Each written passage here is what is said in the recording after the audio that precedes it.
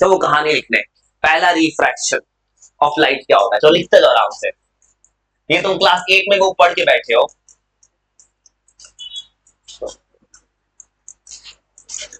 अब वो जब कभी लाइट का लिखना होगा ना, प्रोसेस नहीं लिखना, फिनोमिनल। लाइट नेचर का गिफ्ट है हमारे लिए, नेचुरल फेनोमेना है। और लिखना स्टार्ट करो, चलो लिखना स्टार्ट करो, लिखो उसका सुनाना स्टार्ट।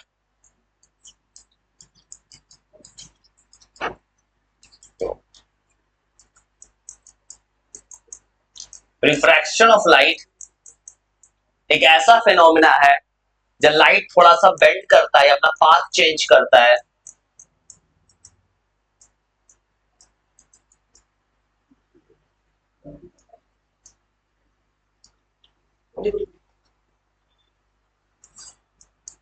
रे ऑफ लाइट थोड़ा सा बेंड कर जाता है।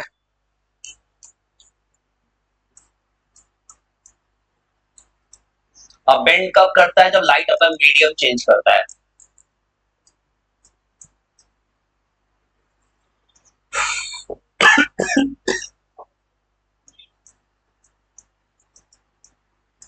और तो पूरा सजा के लिख देता हूं मैं कि तुमको कोई अलग से किताब पढ़े जरूरत ना पड़े।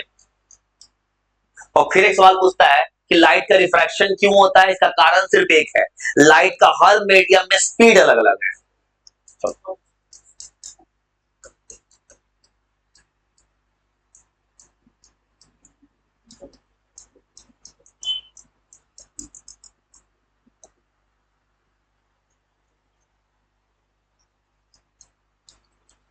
आराम से हाथ चलाते जाओ, और जो कुछ भी लिखेंगे इसको अच्छे जगह लिखना, किसी रफ कॉपी से मत लिखना, ये तुम्हें काम देगा लास्ट में।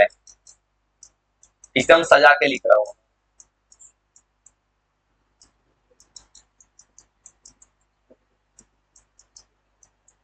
तो कितने तरह का मीडियम होता है, पढ़े स्कूल में, बताओ जो पढ़ा है।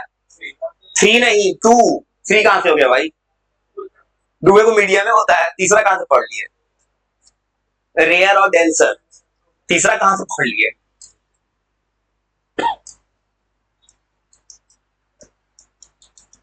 स्पीड ऑफ लाइट डिफरेंट होता है इन डिफरेंट मीडियम। आराम से पूरा सजा के लिख देते हैं, बस वो। और लिख लो अब अगला कहानी। 2 तरह का मीडियम होता है, रेयर और डेंसर। स्पीड ऑफ लाइट कितना होता है वैक्यूम में, 3 इंटू 10 का पावर 8 मीटर पर। बहुत पहले लिखवा चुके हैं, तो इसको ऐसे डिनोट किससे करते हैं, सी से। ये मैंने बहुत पहले वो पढ़ाया है लोगों को कि सी होता है 3 इंटू 10 का पावर 8 मीटर पर सेकेंड। ये होता है speed of light in vacuum. वो पता है एयर में जो स्पीड होता है ना, थोड़ा सा कम होता है, 2.99 होता है, हम लोग इसको भी 3 मान लेते हैं। इसी तरह ऑप्शन आ जाए ना कि लाइट सबसे तेज में चलता है, वहां वैक्यूम ही होगा, एयर में थोड़ा स्लो हो जाता है। अब उसको 2 तरह का मीडियम होता है, रेयर और डेंसर। और रेयर मीडियम क्या होता है जानते हो, जिस मीडियम में लाइट का स्पीड ज्यादा उसको कहते हैं रेयर मीडियम, जहां स्पीड कम हो तो कहते हैं डेंसर। और एक और चीज लिखो मैं, डेंसर।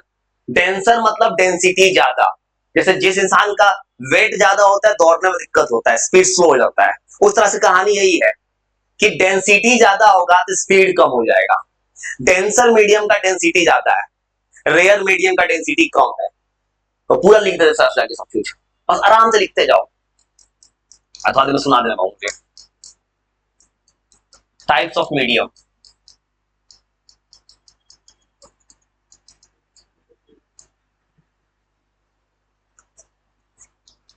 और एकदम साफ दिमाग लिखते जाओ, याद रखना। बस ठंडे दिमाग सोचो कोई तुम्हारे भलाई के लिए अच्छा से लिख रहा है, सजा सजा के, रफ में नहीं लिख रहा, रफ बना के सजा के लिख रहा है कि तू बोर्ड में, पता है वो बोर्ड में सजाने का नंबर मिलता है। बोर्ड में 2 बच्चा सेम आंसर लिखता है, लेकिन किस बच्चे को ज्यादा नंबर कौन आ गया, जो अच्छे से लिख दिया, कि बच्चा भाग भूग के चलाता है कुछ ना कुछ, नंबर नहीं आता है उसको।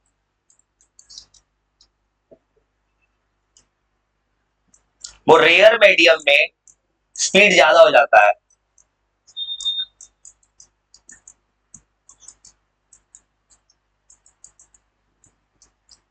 और एक और बात याद कर रियल मीडियम के बारे में, रियल मीडियम में डेंसिटी कम होता है भाई। डेंसिटी तुम्हें पता है, मास बाई वॉल्यूम। और डेंसिटी का मतलब मीडियम हल्का है, तभी तो लाइट तेज चल रहा है। तो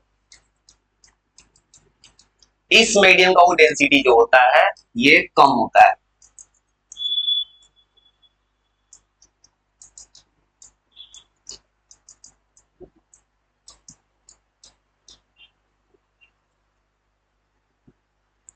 और दूसरा मीडियम है वो डेंसर, जहां पे डेंस स्पीड थोड़ा कम होगा और डेंसिटी ज्यादा हो जाएगा।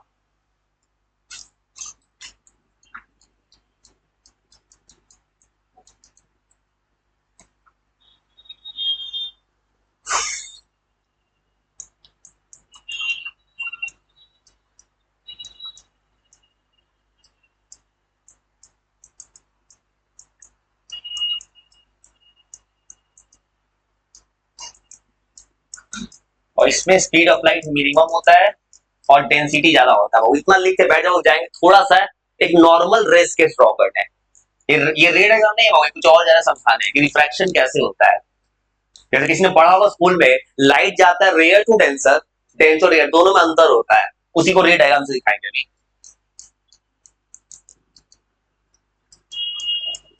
अगर पढ़ा है तो बता सकता है, लाइट रेयर टू डेंसर जाएगा तो क्या होगा। जिसने पढ़ा है स्कूल में क्या होगा, बेंड होगा कहां पे, टुवर्ड्स द नॉर्मल, सही है, टुवर्ड्स नॉर्मल हो जाएगा। सर जो पढ़ा है अच्छा है, तो नहीं पढ़ा कोई बात नहीं। और तुम कहीं कुछ पढ़े हो ना, अगर याद है तो अभी तुमको समझ, तुम तभी अच्छा है भाई। मान तो स्कूल में कुछ पढ़ ली, याद नहीं तो पढ़ाई बेकार है। कुछ भी पढ़ो याद रहना चाहिए। और लिख लो जा रहे डायग्राम ड्रॉ करने कि लाइट रेयर टू डेंसर जाएगा तो क्या होगा, डेंसर टू रेयर जाएगा तो क्या होगा।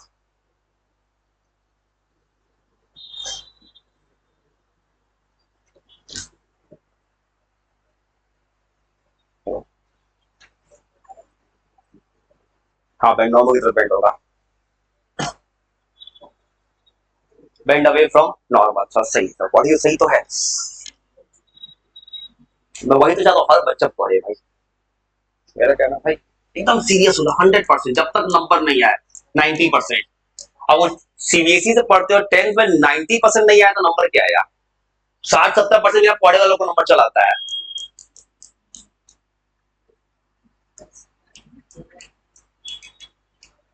वो लाइट जा रहा है रेयर टू डेंसर, अब वो 90% आ सकता है, मुश्किल नहीं है, बस कब आएगा, शुरू से पढ़ोगे तब, लास्ट में नहीं आएगा कभी।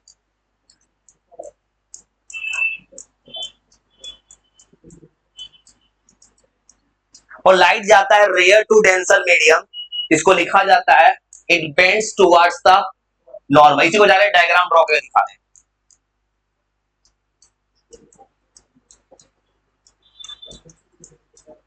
हाँ वो अवे फ्रॉम नॉर्मल हो जाएगा, इसी को डायग्राम से जा रहा है वो डायग्राम। थोड़ा सा मुझे लिख लो डायग्राम जा रहा है ड्रॉ करने नीचे, ऐसे लिख लो, जल्दी लिखो, जल्दी जल्दी जल्दी। कोई रे डायग्राम नहीं है, बस एक नॉर्मल डायग्राम है, इसलिए लिखो। मैं तो मेरे लिखने का तरीका वो क्या होता है ना, प्रेजेंटेशन स्किल है कि एग्जाम में अगर मुझे बोर्ड में पूछेगा ना, मैं एक स्टेटमेंट के बाद डायग्राम ड्रॉ कर दूं, मुझे अच्छा नंबर मिलेगा। मैं उस चीज के पीछे भागता हूँ भाई बार बार, कि जहां पे जितना अच्छा कॉपी सजा दो, तो 90% जो देते जानते हो, 70-80% नंबर अच्छा नंबर लाता है, उसको भी सब याद रहता है पढ़ाई। और 90 वाले में अंतर क्या है, 90 वाला आंसर सजा देता है पूरा, खूब कहां कॉमा होना चाहिए, कहां डायग्राम, कहां फुल स्टॉप, सब लिख के देता है। और 70-80 वाला जल्दबाजी में निपट जाता है। ये एक थोड़ा सा, और देखो अगर तुम स्कूल में पढ़े होगे तो एक डायग्राम भी बन सकता है इसका। डायग्राम बनाए हो कभी छोटे चीज का, और डायग्राम में क्या करना है, ऐसे करेंगे, लिख ली और सुना ऐसे करना है। मेरे पास भी स्केल है, बस स्केल है, और ड्रॉ कर लेगा तो ऊपर जगह खाली करेंगे, अभी जगह खाली करेंगे ऊपर का, लिख ली पूरा, हो गया ना, वो जगह खाली करके जा रहे बनाने।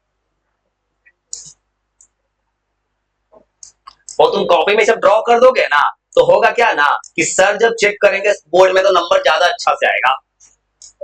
और सुनो, कोई सा भी नंबर ड्रॉ कर दो तो सुनो, और ये है ऊपर से आएगा रे, कौन सा रे आता है, इंसिडेंट रे। और नीचे कौन सा रे आता है, रिफ्रैक्टेड। बताओ मेरा क्या गलती है अभी, मैंने क्या गलत बनाया बताओ तो भी। अभी मैंने कुछ गलत बनाया है? मैंने देखो मैंने कुछ गलती किया, बताओ क्या गलती है मेरा? एरो छोड़ा है मैंने भाई। और याद करो जब तुमसे रेड डायग्राम बनाया तो वो बोले थे बिना एरो का लाइट नहीं होता। वो मैंने जब ड्रॉ करने के लिए एरो देना बहुत जरूरी है, लाइट में नंबर कटेगा इसमें। वो ये हो गया रेयर मीडियम, नीचे डेंसर। अब पूरा एकदम ये हो गया इंसिडेंट रे। और ये लाइन कौन सा है, ये कौन सा रे है? नॉर्मल। ये एंगल कौन सा है?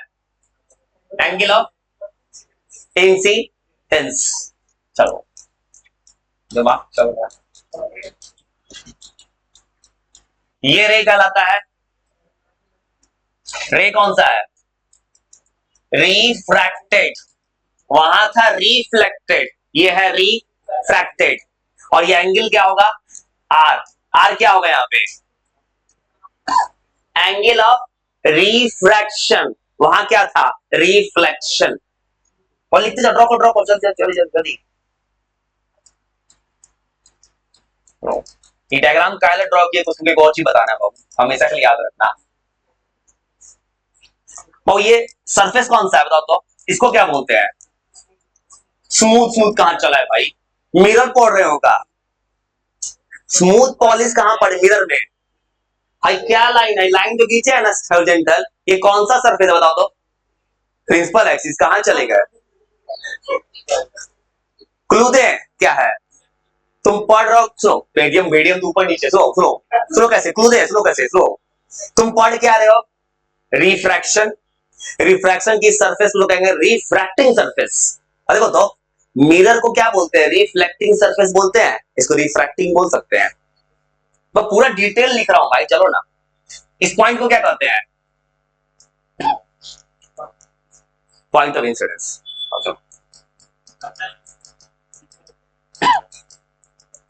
अब वो इस लाइन को बोलते हैं रिफ्रैक्टिंग सरफेस। वो पूरा डिटेल लिख दे रहा है सब कुछ, थोड़ा फायदा हो जाएगा भाई। सुनो और एक और बात याद रखना, अगर लाइट रेयर टू डेंसर जाएगा बताओ तो एंगल कौन बड़ा है? आई बड़ा है कि आर? आई। ये बड़ा दिख रहा है तो हमेशा एक बात याद रखना, जहां रेयर मीडियम होता है एंगल हमेशा बड़ा होता है, ये बात फिक्स है। तो देखो जहां जहां रेयर होगा एंगल बड़ा होगा। ये डायग्राम में तुमको दिखा दिया मैंने।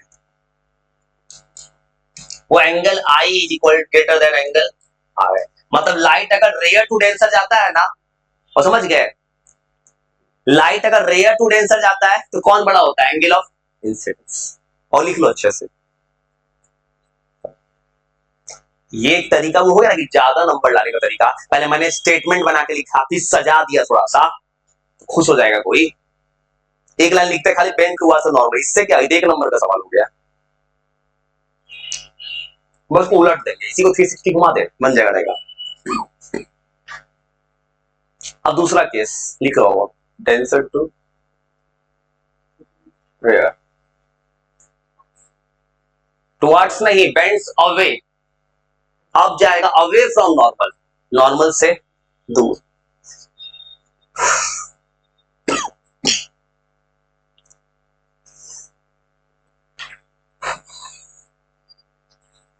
याद रखना पूरा डिटेल बना के दे रहा हूं तुम्हें, कि तुम्हें कोई अलग से किताब पढ़ने की जरूरत ना पड़े।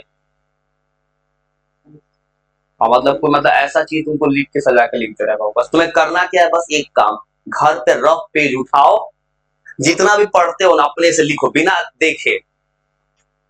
वो मत करना इस कॉपी में उस कॉपी में छाप रहा है। कुछ लोग खाली फेयर कॉपी नहीं बनाता है, फेयर कॉपी नोट्स बनाता है, फेयर कॉपी। और लिख लो दूसरा कहानी। तो ये लिख लो, उसके बाद एक और डायग्राम ड्रॉ करना है। अब लाइट जाएगा डेंसर टू रेयर।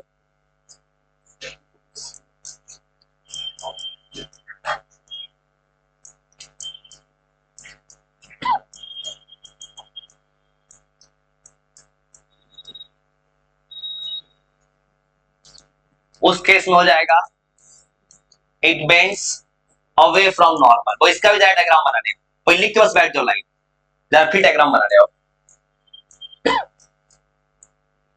अब दूसरा डायग्राम,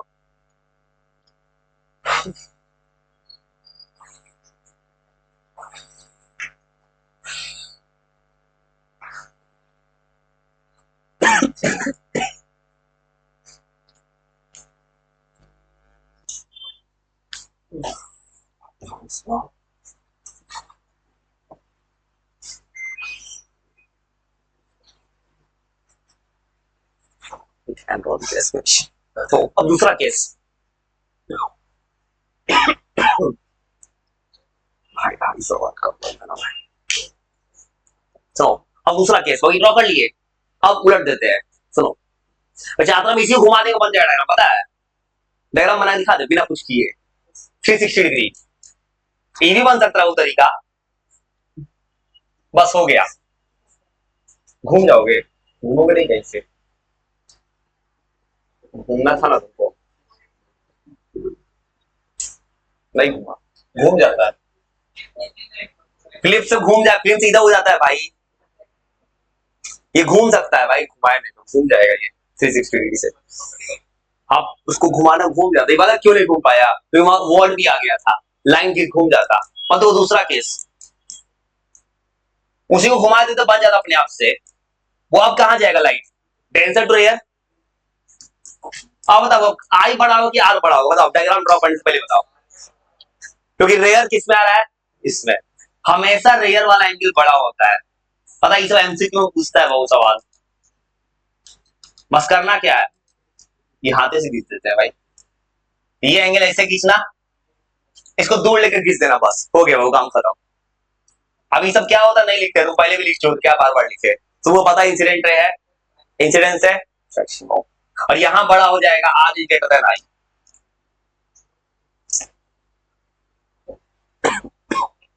पॉली क्लब चलते हैं रिफ्रैक्टिव इंडेक्स। तुम नाम सुना होगा, रिफ्रैक्टिव इंडेक्स होता है कुछ,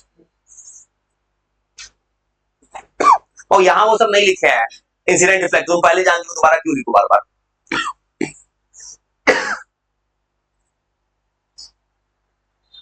और उससे पहले रिफ्रैक्टिव इंडेक्स से पहले और पीछे आओ, पीछे कोई इंतजार कर रहा था, बेचारा मिल गया। रिफ्रैक्शन का दो लॉ, दो लॉ, और दो लॉ याद है? रिफ्रैक्शन का दो लॉ होता है, पढ़े हो स्कूल में? दूसरे लॉ को क्या बोलते हैं? सही बोला है भाई, no, स्पेलिंग से स्नेल्स लॉ, सेकंड लॉ बोले हो। सेकंड लॉ नहीं, ये स्नेल्स लॉ है, स्नेल्स लॉ। सेकंड नहीं, अच्छा इसने क्या कैसे बोला है ना, सेकंड लॉ को सेकंड लॉ बोलते हैं, उसको मिला स्नेल्स बोल रहा है, स्नेल्स लॉ कहते हैं वो सेकंड लॉ को, स्नेल्स लॉ। वो फर्स्ट लॉ याद है, पढ़े हो तुम कभी? और फर्स्ट लॉ क्या होता है रिफ्रैक्शन का? एंगल से मतलब नहीं है, incident ray, refracted ray and normal at the point of incidence all lie in a same plane. Same plane का मतलब सब एक ही बोर्ड पर ड्रॉ हो जाएगा, एक ही कॉपी में आ जाएगा। और लॉज ये सब क्लास 8 में पढ़े हो।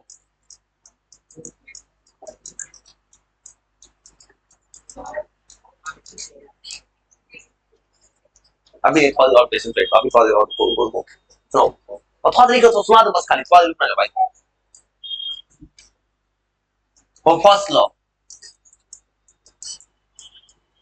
इंसिडेंट रे,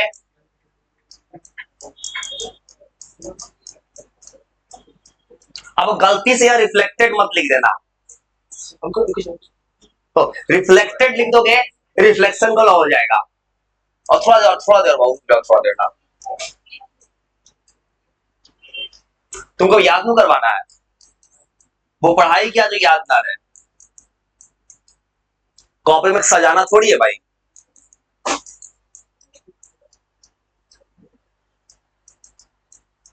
और स्नेल्स लॉ किसने सुना है तो बताओ, स्नेल्स लॉ क्या होता है? पढ़े हो तो? नहीं सुने तो कोई बात नहीं, तो और अच्छा है, जो जो सुन भी लिया तो क्या फायदा।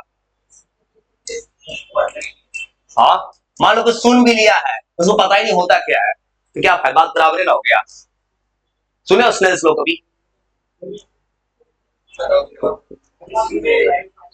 सुने तो बता स्लो क्या होता है, सुनो और लिख लो, बता दे स्नेल्स लॉ क्या होता है।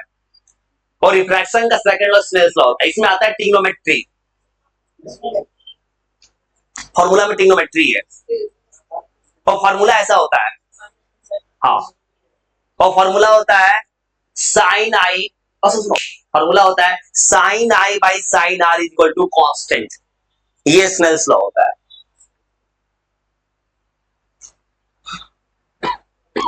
इसको इसको पूरा सजा के लिखता हूं भाई, मैं शॉर्टकट नहीं लिखता हूं कि साई ऐसा constant according to Snell's law, और पूरा एकदम सजा के लिख रहा है तुम्हारे लिए, शॉर्टकट नहीं लिखा हूं कुछ भी भाई। Ratio of sine of angle of incidence angle of refraction is always constant.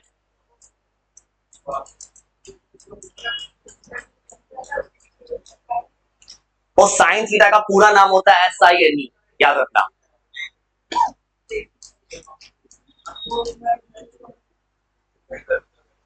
वो घर जाने के लिए फिजिक्स पढ़ना पड़ता है, घर के बगल में भाई, भाई इतना कॉन्फिडेंस हो, इतना कॉन्फिडेंस, सुना दो तुम ना। Sine of angle of incidence, वो पता है ये सब क्या लिखता हूं अकॉर्डिंग टू, इतना सा से इंप्रेशन पड़ जाता है कॉपी का, कॉपी अच्छा दिखता है। अब मैं लिखता क्या, sine i by sine r constant, ये आधा नंबर मिलता मुझे। मुझे सर स्कूल में देखो तो सर क्या करते हैं ना, शॉर्टकट लिख के छोड़ देते हैं, साइन साइन कांस्टेंट, बस बच्चा नोट्स बनाएगा खुद घर जाके। इसमें तुमको पूरा सजा के लिख के दे रहा हूं भाई, बोर्ड में नंबर लाना है तो बोर्ड में सजावट चाहिए, और उसके बाद जाके फॉर्मूला लिखना। पहले स्टेटमेंट लिखता, लिखना क्या, sine i by sine r is equal to constant. इस कांस्टेंट का नाम क्या होता है जानते हो, इसी को कहते हैं रिफ्रैक्टिव इंडेक्स, रिफ्रैक्टिव इंडेक्स, हाँ इसी को कहा जाता है। तो इतना समझ के थोड़ा फिर आगे चलते, फिर याद करेंगे। हाँ, फॉर्मूला इस्तेमाल 10th में कहीं नहीं होगा, इस्तेमाल होगा 12th क्लास में। 12th में सुनो, 12th में जाओ सुनो, कह दो 10th में तो तुम पढ़ते हो मिरर फॉर्मूला, उसका कहीं प्रूफ नहीं है, तुमको रटवा दिया गया 1/v प्लस 1/u 1/f होता है। उसका जवाब क्यों ऐसा मिला कि 10th क्लास के बच्चा को प्रूफ नहीं पढ़ना है, इसका जरूरत पड़ता है 12th क्लास में लेंस फॉर्मूला प्रूफ करने में। यहाँ क्या पढ़ोगे, 1/v माइनस 1/u 1/f होता है, और प्रूफ यहाँ नहीं है, 12th क्लास में है। 12th का फिजिक्स पढ़ोगे तब मिलेगा, जो नहीं उतना नहीं बता सकते भाई इसका नाम। 10th का बच्चा से 10th का नहीं बनता है। यही समय 12th क्लास होता है तो वहां चैप्टर का नाम है रे ऑप्टिक्स वेव ऑप्टिक्स, वो 12th है, वो वहां लिखता हूं। सुनो थोड़ा और लिखते हैं, दिमाग चल रहा है।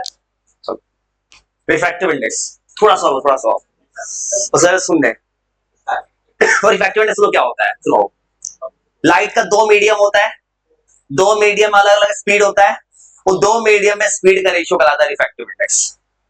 देखो लाइट, मान लो फॉर एग्जांपल लाइट गया एयर टू ग्लास, तो दो मीडियम में स्पीड बन रहा अलग अलग, दोनों स्पीड को डिवाइड मार दो, आ जाएगा रिफ्रैक्टिव इंडेक्स। मतलब रिफ्रैक्टिव इंडेक्स ये बताता है कौन सा मीडियम रेयर है कौन सा डेंस है, बस इतने वो लिख के छोड़े रिफ्रैक्टिव इंडेक्स बस, और फिर चलते हैं याद करा दे, चलो ना।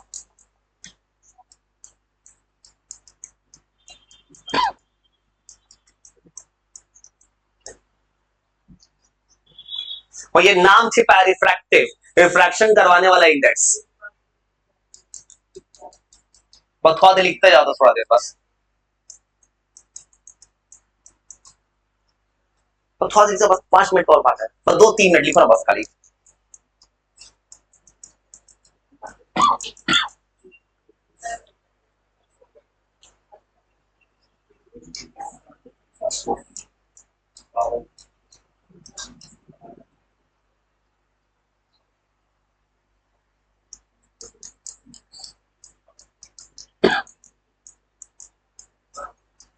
और सुनो मैंने ऐसा क्यों लिखा है वो डिफिनेशन, सुनो मेरे दिमाग में ऐसा डिफिनेशन क्यों है, सुनो होता क्या है ना, लाइट अगर मीडियम चेंज करता है तो हम लोग क्या करते हैं, वैक्यूम को स्टैंडर्ड मानते हैं। तो करना क्या, रिफ्रैक्टिव डिफिनेशन, ऊपर स्पीड लिखेंगे वैक्यूम का, नीचे लिखेंगे स्पीड किसी मीडियम का। इस पे एनसीईआरटी में एक न्यूमेरिकल दिया है, एक सवाल है एनसीईआरटी में, वो फॉर्मूला ऐसे बनेगा, फॉर्मूला बनता है, वो एनसीईआरटी किताब में इसको डिनोट करता है स्मॉल एन से, एनसीईआरटी किताब में स्मॉल एन है, एससी वर्मा एसचर में म्यू है, तुम एन यूज करो, एनसीईआरटी वाला। और फॉर्मूला क्या बनेगा, एन इज इक्वल टू, ऊपर किसका स्पीड है, वैक्यूम का, नीचे मीडियम का, तो फॉर्मूला हो जाएगा सी बाई वी। बताओ तो ऐसा यूनिट क्या होगा रिफ्रैक्टिव इंडेक्स का, नहीं होता है। सुनो कैसे, देखो सुनो क्यों नहीं हो, सुनो ध्यान से। ऊपर क्या है स्पीड, नीचे क्या है स्पीड, स्पीड तो कट गया ना, इसे यूनिट लेस होता है। चलो बस वो थोड़ा सा लिख लो, तुमको चलो याद कराने भाई, इतना तो लिख दिए ठीक था। और न्यूमेरिकल पूछेगा ना, एनसीईआरटी किताब में सवाल है, ये तुमको सबको पता है 3 × 10⁸ होता है, इसका वैल्यू सब बच्चों को याद है। अब पूछेगा क्या, लाइट ग्लास में गया है तो कितना का स्पीड पे गया है, और रिफ्रैक्टिव इंडेक्स दिया जाता है पेपर में।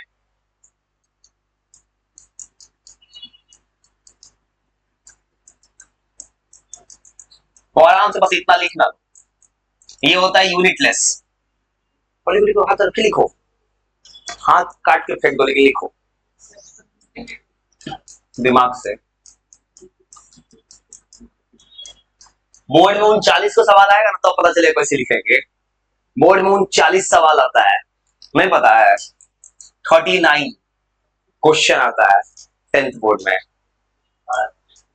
एक सब्जेक्ट का, सारा का नहीं, एक सब्जेक्ट का 39 क्वेश्चन, एक सब्जेक्ट का।